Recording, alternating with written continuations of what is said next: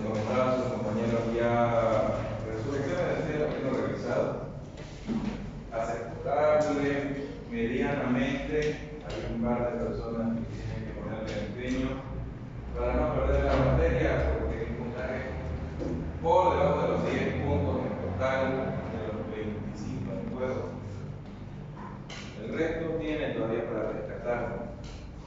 El doctor Nakamura me acaba de comentar que hay un congreso de gastroenterología en fecha 28 y 29 de este mes.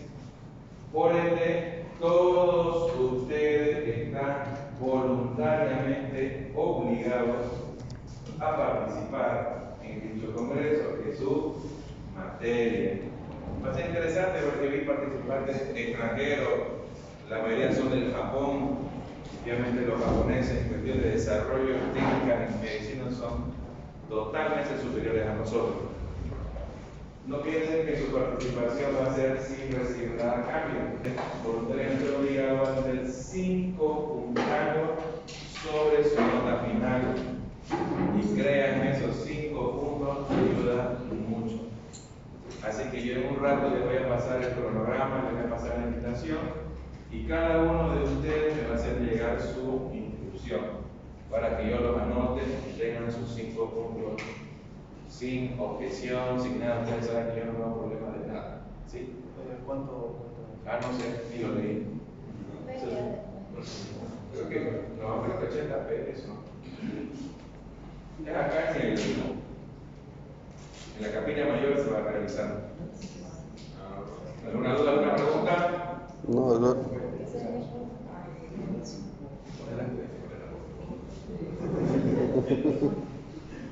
Bueno, comencemos. Vamos a ver, hoy la pequeña enfermedad de reflujo gastroesofágico es algo común. Hay muchas patologías que pueden predisponer a cursar con este tipo de enfermedades.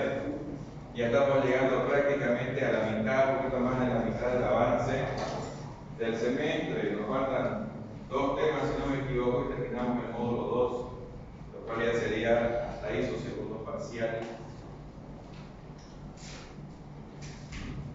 El hernia con la enfermedad de reflujo gastroesofágico comprende un conjunto de síntomas o lesiones del esófago causadas por el retorno del contenido gástrico o gastroduodenal hacia el esófago. ¿Alguien sabe qué contiene el duodeno?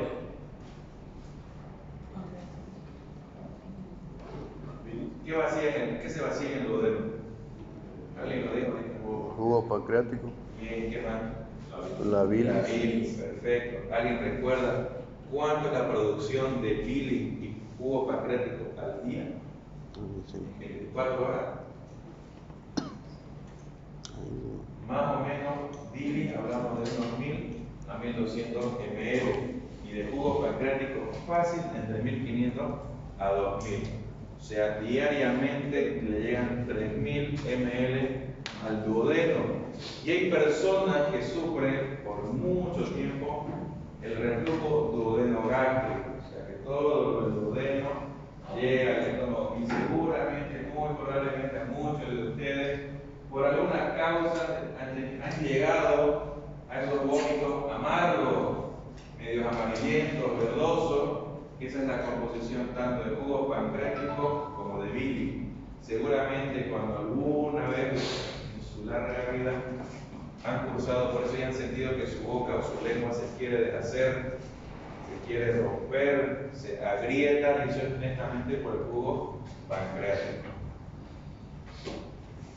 En el consenso de Montreal se define al hernia como la condición que se desarrolla cuando el reflujo del contenido gástrico ocasiona síntomas molestos, característicamente pirosis y retroesternal. Eso es característico del hernia. Hay procesos, hay periodos que nosotros, estando normales, podemos cursar con este tipo de problemas, pero es transitorio. En la epidemiología hablamos que es una entidad muy frecuente. Se ha demostrado que el 3 al 4% de la población mundial puede cursar con esta enfermedad. Y mujeres embarazadas en la incidencia es más elevada del síntoma y las complicaciones son más frecuentes en hombres.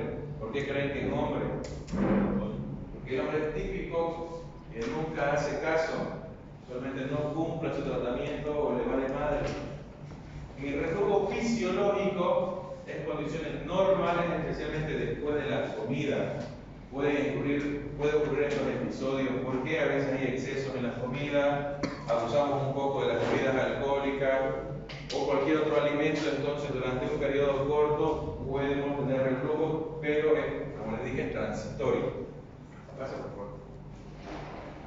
Este número no debe exceder los 50 episodios en 24 horas. Corta duración y no ocurre durante la noche. No producen síntomas ni lesiones de la mucosa esofágica y la pH-metría está conservada. Y en el reflujo patológico, cuando existen o exceden en número y duración, lo acabo de decir, ¿cuántas veces al día no tiene que exceder? 50. Entonces estamos hablando de más de 50 periodos al día, más veces, y puede ocurrir tanto como el día y algo que es muy característico por la noche. Voluntariamente un paciente está tratando de conciliar el sueño o en su defecto está dormido y se despierta por el malestar, por la acidosis o incluso como realmente la vinagrera, ¿no? Que el reflujo llega hasta lo que viene a ser la orofaringe y se vuelve a deglutir. En este reflujo patológico ya podemos evidenciar alguna probable lesión de la mucosa esofágica. Ahora, todo esto puede producirse a través de diversos mecanismos: un reflujo excesivo, las relajaciones transitorias del esfínter esofágico inferior, la motilidad normal, retraso del vaciamiento gástrico, retraso del vaciamiento o el aclaramiento esofágico, menor producción de saliva, etc. En muchos casos, el reflujo gastroesofágico es ácido, pero puede ser medianamente ácido o levemente ácido. Eso se va a deber a cada una de las personas, como a su producción de lo que viene a ser la gastrina a nivel gástrico. Este aspecto es importante en esencial cuando los pacientes no mejoran con los tratamientos habituales, están encaminados a lo que viene a ser disminuir la secreción de esos ácidos en el estómago. Seguramente han probado alguna vez Buconagel, algún sucralfato, Cigonagel, Bonagel Plus, etc., que ayudan a aliviar los síntomas, sobre todo cuando son transitorios. Pero son patológicos cuando un paciente no alivia los síntomas. El paciente va a seguir refiriendo toda la acidosis y toda la sintomatología sin mejorar. Como les decía, la fisiopatología del reflujo gastroesofágico es multifactorial. Hay muchas cosas, muchos sucesos para que pueda llegar a presentarse esta enfermedad. Más que todo, de manera fundamental, la incompetencia del esfínter esofágico inferior al perder su capacidad de barrera antirreflujo. ¿Qué quiere decir? Que ese esfínter esofágico inferior pierde la capacidad, pierde su tono o pierde su fuerza.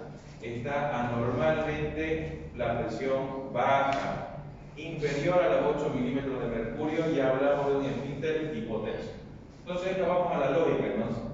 Si ese esfínter esofágico inferior pierde fuerza, no puede contener, evidentemente en algún momento va a tener un relajamiento involuntario y todo el contenido gástrico va a regurgitar, todo va a refluir hacia el esófago. En ciertas ocasiones, a veces la longitud es menor a 2 centímetros y al hacer un esfínter corto sucede un proceso muy parecido. El mecanismo con más frecuencia que provoca la incompetencia del esfínter esofágico inferior es la presencia, como decía, la relajación transitoria y espontánea e inadecuada de este mismo esfínter. Más que todo se da también por la presión, el aumento de la presión intraabdominal que favorece esta relajación. ¿Qué personas pueden causar con este aumento de la presión intraabdominal? Los obesos. ¿Qué más? En las mujercitas, cuando cursan la gestación y el embarazo, ¿no? Los órganos se desplazan, hay un aumento transitorio de la presión intraabdominal, entonces cursan mucho con lo que viene a ser la aspirosis, con el reflujo, y en esos casos el embarazo es un tratamiento más difícil, ¿no? Porque no se pueden utilizar ciertos medicamentos, porque pueden ser teratogénicos, pueden ser tipo C y alterar, pasar la barrera placentaria. ¿Alguien sabe? ¿Alguno de ustedes tiene hijos? Hijos con una madrecita. Por ejemplo, cuando mi esposa estaba embarazada sufría mucho de la quemazón y la única forma de aliviarlo era con hielo. Tragaba hielo, bastante hielo para aliviar esa fibrosis, porque en sí no se puede hacer más. Como les decía, el aclaramiento esofágico es la capacidad del esófago para vaciar de forma rápida y completa el contenido gástrico refluido. Es un mecanismo de defensiva y cuya alteración determina la mayor gravedad del reflujo gastroesofágico. Recordemos o pensemos un poco, si todo ese ácido sube al esófago, lo quema, ¿cierto? El epitelio va a entrar en inflamación, puede entrar en apoptosis. Entonces, en un periodo de larga data, ¿qué creen? ¿Que ese esófago va a estar normal? No. No, se puede alterar, puede haber fibrosis, incluso otra enfermedad donde se cambia la celularidad del esófago. ¿Cómo se llama eso? Esófago de Barré. Perfecto. Entonces, cuando ya hay esa alteración, ya se establece ese proceso inflamatorio, difícilmente un esófago va a tener su capacidad normal de un aclaramiento esofágico. Por eso es muy importante un diagnóstico temprano, un diagnóstico oportuno y sobre todo iniciar un tratamiento específico y adecuado. Este aclaramiento esofágico tiene tres factores importantes. La gravedad, que por lógica favorece, ¿no?, al vaciamiento, a la deglución, a la limpieza esofágica más eficaz que estando en una bifedestación, que estando en un cúbito totalmente blanco. La acción de la saliva y su capacidad de arrastre es muy importante y de forma fundamental la actividad motora normal del esófago, que por el peristaltismo tiene que vaciarlo rápidamente. En algún punto, por diferentes causas, alguno de estos factores puede ser alterado, como lo acabamos de mencionar. Y la hernia hiatal, que ya lo vimos en la anterior clase, es la producción del estómago por el evento diafragmático, se relaciona directamente con la aparición del RG, porque al estar protruido, al estar herniado, favorece la hipotonía del esfínter esofágico inferior, que es este, ¿no? Claramente el esófago, como aquí en la unión esófago-gástrica y el esfínter esofágico inferior. Al perder esa continuidad anatómica, existen relajaciones anormales, lo cual uno va a desfavorecer el aclaramiento esofágico y segundo va a favorecer lo que viene a ser ese reflujo. Y hablamos de esto que es un proceso mecánico. Entonces, la solución para mí, cirujano, única y definitiva a ese problema es cirugía. En esta aparición del reflujo gastroesofágico pueden participar factores propiamente gástricos, la hipersecreción ácida, el vaciamiento gástrico enlentecido, lo llamamos igual el estómago perezoso. ¿Alguna vez han escuchado de un estómago perezoso? Aquellas personas que involuntariamente sufren esa pesadez estomacal después de los alimentos, tienen distensión, tienen pesadez a nivel epigastrio, y es únicamente porque a veces hay alteraciones en los neurotransmisores del estómago que ayudan a vaciar todo ese contenido estomacal. En esos casos se utilizan diferentes medicamentos como algún procinético de acción central que estimule ese vaciamiento gástrico lo más rápido posible. La obesidad y sobrepeso es prácticamente presente en muchas patologías que pueden favorecer en este caso el reflujo gastroesofágico. Uno, de entrada, una persona obesa va a tener mucha grasa visceral acumulada dentro del abdomen, y aparte de eso va a tener mucho tejido adiposo a nivel subcutáneo, por ende va a haber mucho mayor presión a nivel abdominal, favoreciendo todo lo que ya hemos hablado, ¿no? El aumento de la presión, incluso el desplazamiento del estómago causando una hernia, haciendo que ese esfínter esofágico inferior tenga una hipotonía, tenga relajaciones involuntarias, porque recordemos que una persona obesa, ¿por qué se caracteriza? Por tener una capacidad abdominal, una capacidad estomacal grande, no se puede ingerir una gran cantidad de alimentos. Y una gran cantidad de alimentos, ¿qué va a pasar si se acumula en el estómago? Va a fermentar, va a producir gases, va a producir mucho más presión y por ende a larga data va a hacer que ese esfínter esofágico inferior sea incompetente. También tenemos que tener en cuenta las relaciones con los mecanismos hormonales y proinflamatorios mediados por el tejido adiposo. ¿Han escuchado alguna vez que la grasa, algunas personas o algunos estudios lo hablan como inflamación? ¿Cierto? Pues no se equivoca. El tejido adiposo, sobre todo la grasa visceral, no predispone a los procesos inflamatorios fácilmente. Los alimentos y en ciertas circunstancias disminuyen la presión del esfínter esofágico inferior, favoreciendo el paso del contenido gástrico al esófago. Los fármacos que predisponen el reflujo gastroesofágico al disminuir la presión del esfínter esofágico inferior son los antagonistas canales de calcio, los anticolinérgicos, las antinas y las benzodiazepinas. ¿Alguien conoce alguno de esos fármacos? ¿Cuál? Midazolam.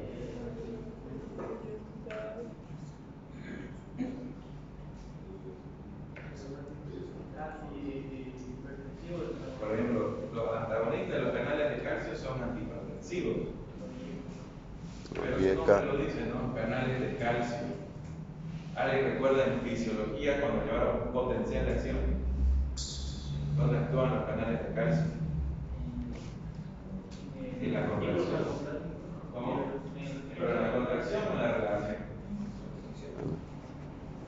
Participan en la contracción.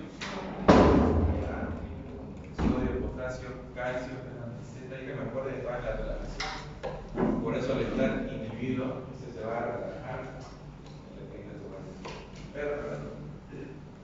¿Qué manifestaciones clínicas podemos presenciar o en nuestro paciente? Podemos tener manifestaciones esofágicas.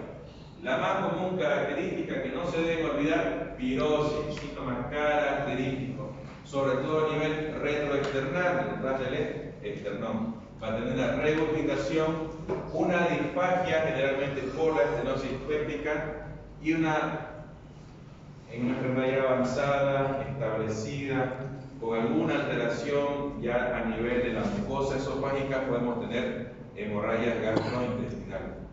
Hematemesis, melena ocurre más o menos en el 2 al 6% de los pacientes, pero esto ya es una complicación.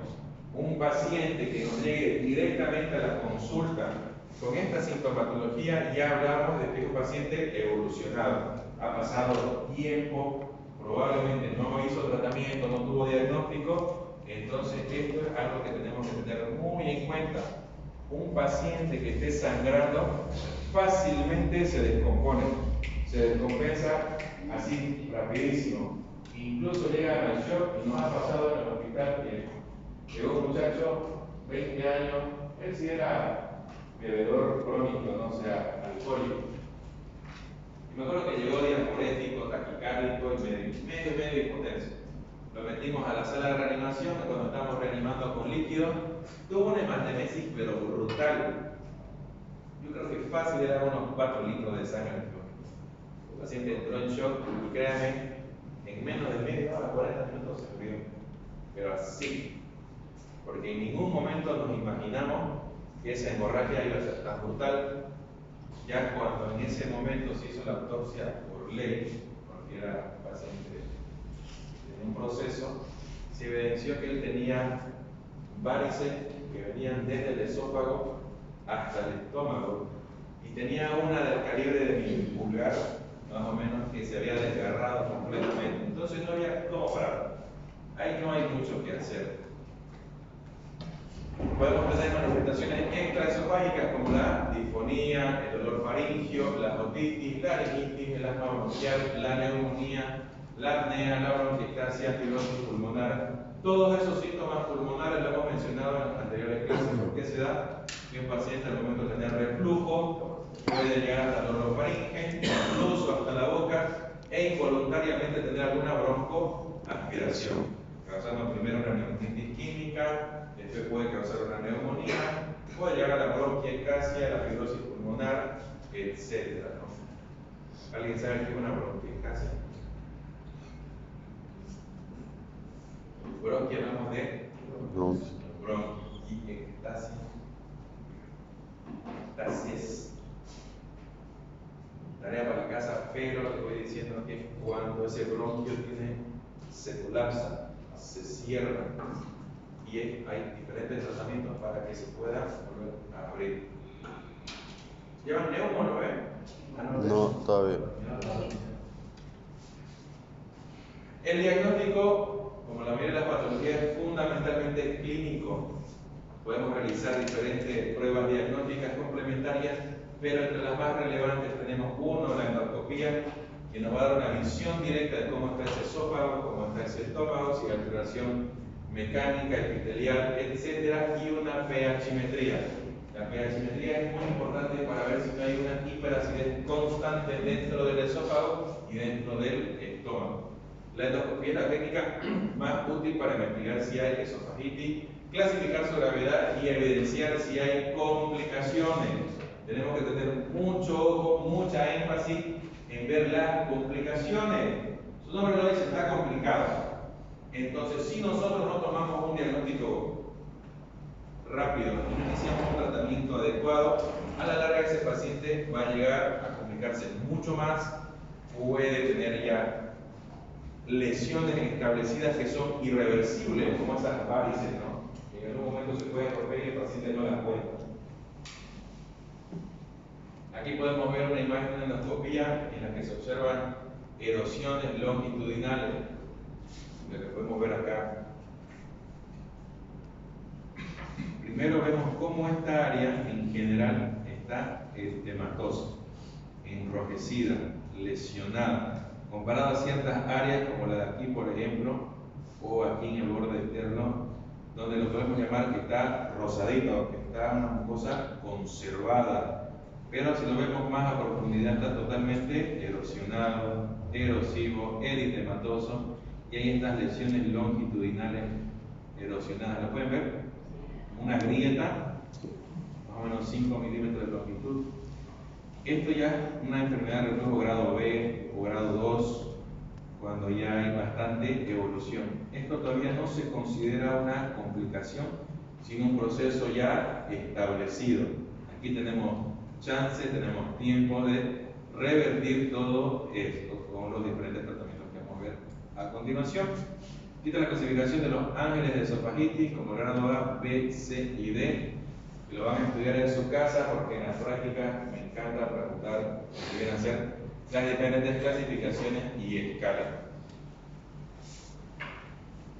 El mejor método para investigar la existencia del reflujo gastroesofágico ácido es cuantificar la pH-metría esofágica de 24 horas. Y la manometría esofágica nos va a evaluar el estado funcional del esfínter esofágico inferior. La manometría esofágica se realiza a través de endoscopía, ingresa un manómetro y va dilatando, como inflar el esfigmomanómetro para tomar la presión arterial, y vemos la capacidad de resistencia que tiene ese esfínter esofágico inferior hasta antes del momento que se relaja. Entonces uno va inflando, vamos viendo cuántos milímetros de mercurio va resistiendo hasta que se relaja. Lo mencionamos hace rato, hasta cuánto nosotros hablamos que es un esfínter esofágico incompetente o hipotónico. 8 milímetros de mercurio. Bien. En el diagnóstico, la práctica clínica es aceptable y basada exclusivamente en los signos y síntomas típicos de alergia, y que no existen indicadores de alarma como son anemia, disfagia, hematemesis, hemorragia o pérdida de peso. El tratamiento es la remisión. Nosotros en cualquier enfermedad a lo que tenemos que llegar, ¿cuál es nuestro objetivo? Uno, aliviar todos los síntomas del paciente, que él esté tranquilo. Alguna vez nosotros vamos a ser pacientes y queremos que no nos duela, que no nos arda, que podamos desenvolvernos normal y hacer que nuestro paciente se reinserte a su sociedad, que se reinserte a su vida cotidiana lo más rápido posible y de mejor forma, una forma adecuada adecuada para que él se pueda desenvolver de forma normal. Todas las enfermedades, ese tiene que ser nuestro objetivo. Una enfermedad crónica con tendencia natural a la recidiva precisa un tratamiento a largo plazo.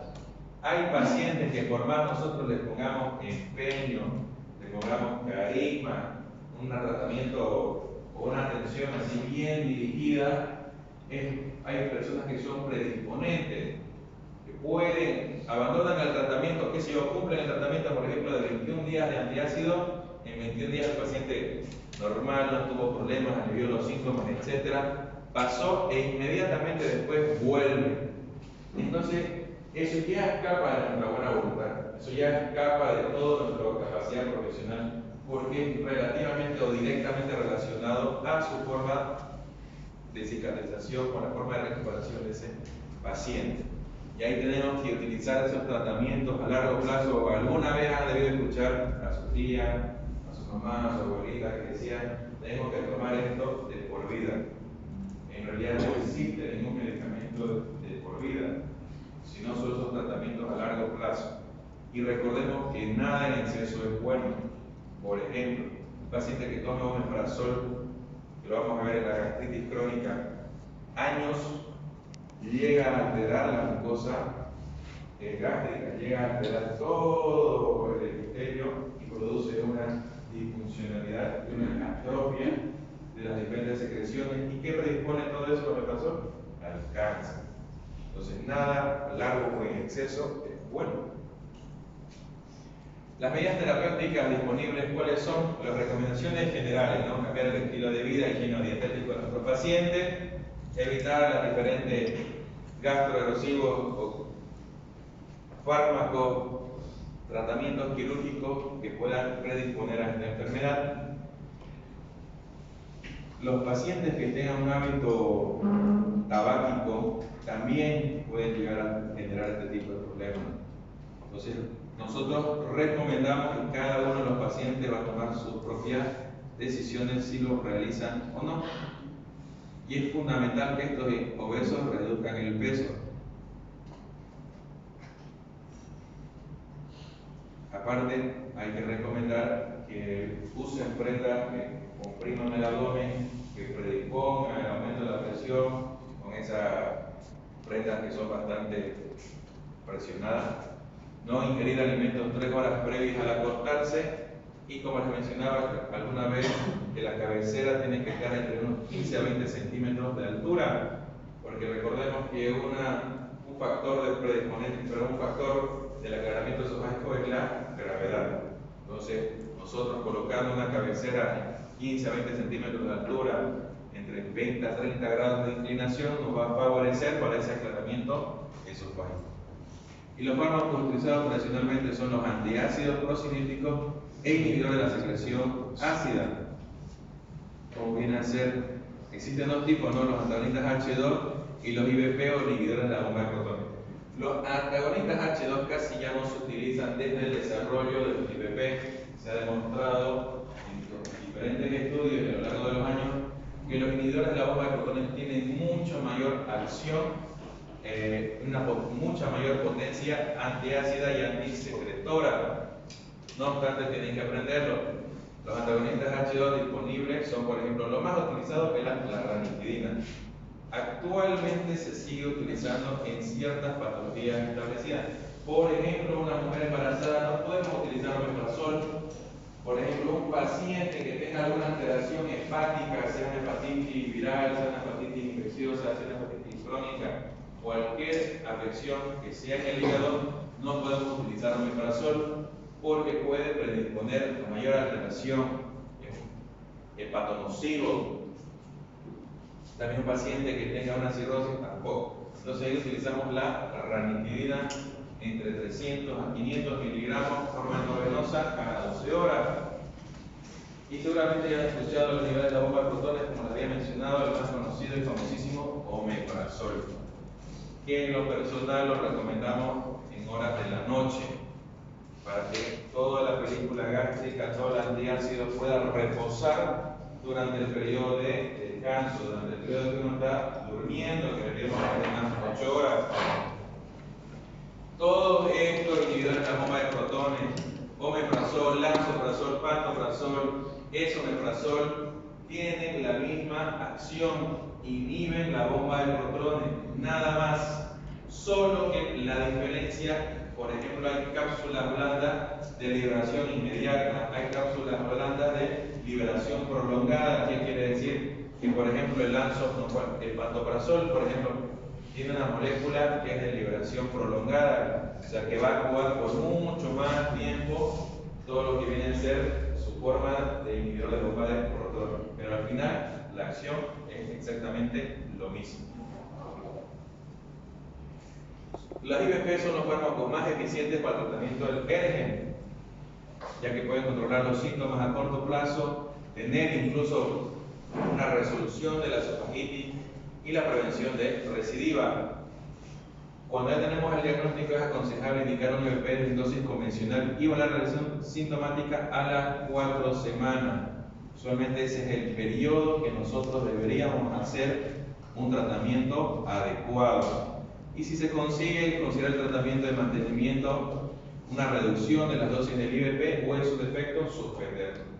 Entonces, si recapitulamos hasta este momento, ¿en qué nos basa el tratamiento? Uno son las recomendaciones en los higienodietéticos con los cambios de factores de la vida del paciente. Si es obeso, tiene que perder peso. Si tiene mucho consumo de fritura, gastroerosivo, alcoholismo, tabaquismo, nosotros tenemos que recomendar que todo eso ya tiene que cambiar. Y de ahí utilizamos los fármacos. ¿Qué fármacos más se tienen que utilizar o están establecidos? Los IVP, inhibidores de la bomba de protones, como el omeprazol en 40 miligramos cada noche antes de acostarse durante 4 semanas. Y ahí reevaluamos a nuestro paciente. Cómo se siente, si ha mejorado o no, si su defecto hace seguido con los mismos síntomas o no. Y si vemos que hay una mejoría, podemos considerar y reducir la dosis de IVP o en su defecto suspenderla. Es necesario en la mayoría de los pacientes y en especial en aquellos con recidivas precoces o frecuentes, los antecedentes, complicaciones del ERGEN, alteraciones graves como la motilidad esofágica o el alto riesgo quirúrgico. Por ejemplo, les mencioné en la anterior clase, cuando hay un proceso de un reflujo ya establecido, que pese a nosotros el tratamiento medicamentoso, el paciente no soluciona, una de las opciones, una de las variantes es un procedimiento quirúrgico, y se los mencioné, ¿no? Que se refiere a la funduplicatura de Nissen, una cirugía antirreflujo con parche de Dor, donde se rota lo que viene a ser el fondo gástrico en 360 grados, con la intención de tener menos capacidad, menos volumen de capacidad gástrica, para que favorezca tanto el vaciamiento gástrico y darle un poco más de tono al esfínter esofágico inferior. De esa forma, es una opción de tratamiento. Como decía, el tratamiento quirúrgico es una alternativa a largo plazo, pero no es una de las principales opciones. El principal tratamiento es sí o sí los IVP y todo lo que hemos hablado. Aquí está, ¿no?, la funduplicatura de Nissen, una cirugía antirreflujo. ¿Alguna duda, alguna pregunta? Doctor, esa hermandad o hay operación, sí, o no puede. En lo personal, si una persona puede una persona que sea una avanzada, hablamos de más de 70 años, en lo personal yo evito operar. Prefiero iniciar tratamiento, tratar de que haga un tratamiento medicamentoso, porque todo procedimiento quirúrgico tiene sus riesgos y probables complicaciones. Peor en una persona añosa. Ahora, si es una persona joven, una persona joven, por ejemplo, tiene mucha actividad, ¿no? Todo el día trabaja, tiene hijos, entonces necesita estar bien. Entonces, ahí en lo personal sugiero yo un procedimiento quirúrgico, porque yo lo veo de esa forma, ¿no? Yo soy cirujano y la hernia es un proceso mecánico, no como en este caso más clínico, que podemos resolverlo de forma medicamentosa, sino ya es un proceso mecánico donde hay un deslizamiento. Entonces yo ahí recomiendo la cirugía. Porque ahí no hay tutía, ¿no? Como se dice, suturar y el estómago nunca más va a volver a subir. a lo que